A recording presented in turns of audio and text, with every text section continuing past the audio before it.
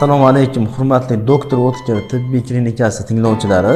Bugun men sizlarga bolalarda doimiy ich qotish kasalligi haqida ma'lumot beraman.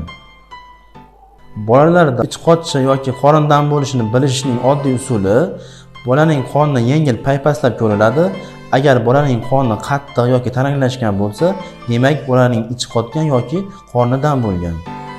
Ich qotishining sabablari: bola yetarli miqdorda suv ichmasligi, meva va sabzavotlarni kam iste'mol qilishi, ichni qatiradigan mahsulotlarni me'yordan ortiq iste'mol qilishi, to'yib ema olmasligi natijasida bolalarda ich qotishi yoki qorindan bo'lish kuzatiladi.